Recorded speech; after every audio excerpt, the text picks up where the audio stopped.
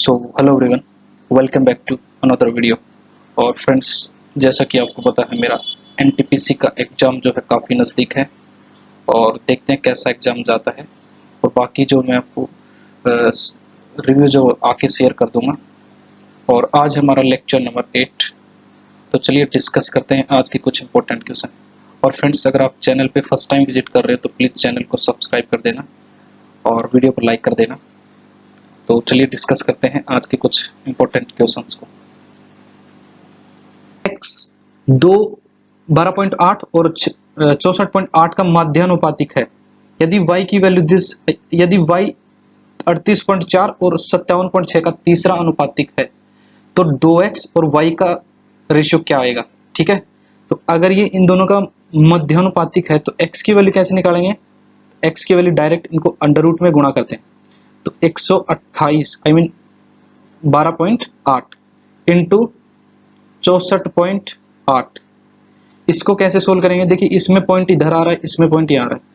नीचे अगर मैं पॉइंट उठाऊंगा तो 100 आएगा। 100 को जब अंडर रूट से बाहर निकालेंगे तो 10 आएगा। ठीक है, अगर इसको मैं 128 को 2 से मल्टीप्लाई करा दूंगा तो ये बनेगा 256 और 256 को बाहर निकाल देंगे तो क्या बनेगा 16।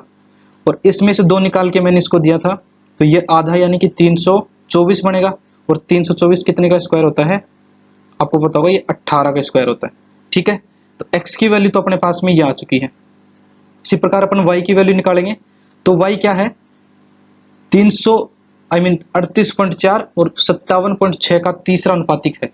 तो इसका मतलब कैसे निकालेंगे, मतलब ये है 3.8.4 5.57.6 और इसका तीसरा अनुपात y है। तो इसको अपन 2 बार मल्टीप्लाई करा के डिवाइड में ये कर देंगे तो अपने पास में y की वैल्यू आ जाएगी। तो y की वैल्यू आएगी 57.6 इंटू 57.6 इंटू 57.6 डिवाइडेड में 38.4 अपने को इन दोनों का रेशियो लेना। पहले इसको थोड़ा सोल्व कर लेते हैं। तो ये क्या आएगा, एक पॉइंट से इसका एक पॉइंट हट जाएगा और इसका पॉइंट हटाएंगे तो नीचे अपने पास में 10 आएगा। तो इंटू में 10। इसको मैं एक बार कितने से काट लेता हूं, 16 से काट लेंगे इसको तो y की वैल्यू हो जाएगी अपने पास में 16 एकम 16, 16 दूनी 32, 16 तिया 48, 3 बार जाएगा 16 तिया 48। तो कितना बढ़ जाएगा 9 और 6, 16 छिक्के 96, 36 इंटू 576। और इसको भी अपन 16 से काट लेंगे तो क्या बनेगा 16 दूनी 32, 32 कितना बचेगा 6 और 4, 16 चौके 64 इंटू 10। ये है अपने पास। पूछा है 2x और y का, यानी कि अगर मैं ये बोल दूं, इसको हटा देता हूं मैं, इधर ही रेशियो लगा देता हूं। ठीक है फ्रेंड्स, तो अपने पास में इसको अगर मैं 2 से मल्टीप्लाई करा दूं फिर इन दोनों का ही अपने पास में रेशियो लेना है। ठीक है, अगर मैं इसको काटता हूं तो देखो 18 दूनी 36, 2 बार कटेगा। ठीक है, और इधर से क्या कटेगा 24, ये 24 किससे जाएगा, ये तो 24 का स्क्वायर ही है, ऊपर बैठा है तो ऊपर 24 गुणा 2। ठीक है, ये 10 से नीचे वाला 10 भी कैंसिल हो गया। इधर तो बचा है 24 गुणा 2 और इस साइड में कितना बचा है 16 गुणा 2, 16 गुणा 2। तो क्या इसको फिर से काट दो, 8 दूनी 8 तिया 2 से 2, तो इसका आंसर आ गया 2:3। 2:3 अपने पास में ऑप्शन नंबर 3 में दिया गया। अगला है ए 40 दिनों में एक निश्चित कार्य पूरा कर सकता है। बी ए की तुलना में 25% अधिक कुशल है और सी बी की तुलना में 28% अधिक कुशल है। वे 5 दिनों तक एक साथ काम करते हैं। शेष कार्य अकेले बी द्वारा पूरा किया जाएगा कितने दिनों में। ठीक है, तो एक अगर काम को 40 दिनों में पूरा कर सकता है और बोला है बी जो है ए से कितना एफिशिएंट है, बी ए की तुलना में 25% अधिक। अगर ए की एफिशिएंसी 4 है तो बी की एफिशिएंसी अपने पास में 5 हो जाएगी। ठीक है, और सी बी की तुलना में, सी जो है बी की तुलना में 28% अधिक। 28% का जो फ्रैक्शन में कितना वैल्यू हो जाएगा 4 सत्ते और 4 का देंगे तो 25, यानी अगर मैं इसको 5 से मल्टीप्लाई करूं तो ये 25 बन जाएगा और ये अपने पास में 20। तो इसने ये बोल रहा, क्या बोला कि अगर सी और बी की तुलना में 28% अधिक है। बी अगर 25 है तो उससे 7 ज्यादा है सी, कितना है 32। ये इनकी एफिशिएंसी का रेशियो आ गया अपने पास, सी की 32 है, बी की 25 और ए की 20।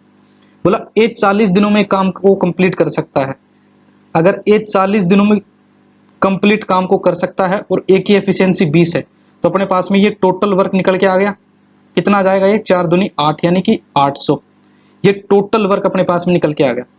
बोला वे 5 दिनों तक एक साथ काम करते हैं, तो तीनों ने मिलकर 5 दिनों तक एक साथ काम करेंगे तो टोटल कितना काम कर देंगे। तो आप बोलोगे 20 और 25 45 और 2 47 और 30, ये अपने पास में 77 बनेगा। और 77 अगर ये लोग 5 दिनों तक काम करेंगे तो कितना हो जाएगा, 7 पंजे 35 और 7 पंजे 35, 350 और 35, 350 और 35 कितना हो जाएगा 385। जब इसमें से माइनस करेंगे 800 माइनस 400 तो ये बनेगा 415, यही बनेगा। बोला ये रिमेनिंग कार्य शेष कार्य बी अकेले द्वारा पूरा किया जाता है और बी की एफिशिएंसी अपने पास में कितनी है 25 है। तो दोनों को 5 से काट देंगे, ये 5 से जाएगा 5 बार और ये 5 से 8, 5 अंटे 40 और 5 तिया 15, 83/5, 83/5। अब कौन सा ऑप्शन है जो 83/5 बन रहा है, देख लेते हैं। ये नहीं बनेगा, 16 5 80 81, ये नहीं बनेगा, 20 चौक 80 83/5, 20 चौक 80 और 3 83/4, ये भी नहीं बनेगा। अगला है 16 5 80 और 3 83/5, ये बन जाएगा 83/5। तो ऑप्शन नंबर 4 हो जाएगा इसका आंसर। अगला है 21। अगर इसकी वैल्यू 21 दी गई है, इसकी वैल्यू 7 दी गई है और इसकी वैल्यू पूछी गई, तो कैसे करेंगे इसको। सो फ्रेंड्स आपको पता होना चाहिए, ये जो है ये वाला डाटा, ये जो है इसका और इसमें अगर यहां पे माइनस ले लें, इन दोनों का प्रोडक्ट है ये वाला डाटा, तो इसका मतलब x square minus x y plus y square की वैल्यू कितनी आ जाएगी 21 में अपन 7 का डिवाइड कर देंगे तो अपने पास में 3 आ जाएगा। तो ये x square minus x y plus y square की वैल्यू है और x square plus x y और प्लस वाई स्क्वायर की वैल्यू अपने को 7 क्वेश्चन में दी गई। तो अपन एक्स स्क्वायर और वाई स्क्वायर की वैल्यू कैसे निकालते हैं, इन दोनों का सम करके डिवाइड कर देते हैं 2 का। 7 और 3 10/2 यानी कि 5। किस चीज की वैल्यू आ गई, x square plus y square की वैल्यू अपने पास में आ गई। ठीक है, और एक्स वाई की वैल्यू कैसे निकालेंगे, इनका डिफरेंस लेके 2 का डिवाइड कर देंगे। 7 और माइनस 3 4/2 यानी कि 2, ये इनका डिफरेंस आ गया। अब अपने को इसकी वैल्यू पूछी गई है तो ये कैसे निकालेंगे, इसका स्क्वायर कर देंगे, एक्स स्क्वायर वाई स्क्वायर और 2 का स्क्वायर अपने पास में 4। अब ये कैसे निकालेंगे, ये वाला आप बोलोगे इसको इससे डिवाइड कर देते हैं। कैसे, जब मैं इसको यहां से डिवाइड करूंगा तो एक्स स्क्वायर से एक्स स्क्वायर कट जाएगा 1/y स्क्वायर प्लस, जब इसको डिवाइड करेंगे तो y से y कट जाएगा 1/x स्क्वायर। तो इसकी वैल्यू अपने पास में कितनी आ जाएगी 5/4 और इसकी यही वैल्यू अपने को क्वेश्चन में पूछी गई है। तो इसका आंसर आ गया फोर्थ ऑप्शन 5/4। एक डीलर की वस्तु के क्रय मूल्य से 40% अधिक अंकित मूल्य पर चिन्हित करता है और एक ग्राहक को अंकित मूल्य पर 20% और 25% के 2 क्रमिक छूट पर बेचता है। यदि वह 140 रुपए की हानि उठाता है तो उसका क्रय मूल्य क्या होगा। तो देखिए ये सीपी में मान लेता हूं और इससे एमपी को उसने कितना रख दिया, एमआरपी को 40% अधिक। 40% का मतलब 2/5, 5 की चीज को 2 ज्यादा एक्स्ट्रा पे रख रहा है यानी 7 पे रख रहा है। ठीक है, बोला ग्राहक को अंकित मूल्य पर 20% और 25% की 2 छूट भी दी है, तो उसने बेच दिया कितने पे, 7 को। 20% की छूट देंगे तो मतलब 5 रुपए की चीज को 4 रुपए में बेच दिया, इनटू 25% का जब डिस्काउंट देंगे तो 25% का मतलब 1/4, 4 की चीज को उसने 3 में बेच दिया, 4 से 4 कैंसिल। ठीक है, अब नीचे 5 आया अपने पास में, इस 5 को अगर सारे रेशियो से मल्टीप्लाई करा देंगे तो ये बनेगा 25 और 7 5 35 और ये 7 तिया 21, यहां का 5 हट जाएगा। ठीक है, ये इनका रेशियो आ गया अपने पास में। बोला इसने तो वस्तु का क्रय मूल्य रुपए में कितना होगा यदि वह 140 रुपए की हानि उठाता है। तो देखिए 25 रुपए की चीज को उसने 21 में बेच दिया, तो आप बोलोगे 4 रुपए का लॉस हो गया उसको। इसी 4 की वैल्यू 140 क्वेश्चन में दी गई है। तो कितना गुना ये 35 टाइम्स इसका। 4 का डिवाइड करेंगे तो 70, 70 का फिर से आधा करेंगे तो 35 आ जाएगा। तो 35 गुना है। तो इसका आंसर क्या आ जाएगा अपने पास में, सीपी पूछा गया, तो सीपी जो 25 गुना 35 हो जाएगा। 25 गुना 35, तो 25 गुना 35 क्या जाएगा, देखिए 25 का मल्टीपल होगा, तो 25 का मल्टीपल एक तो ये है और एक ये है, और वो 7 का भी मल्टीपल होगा, तो ऑप्शन नंबर 4।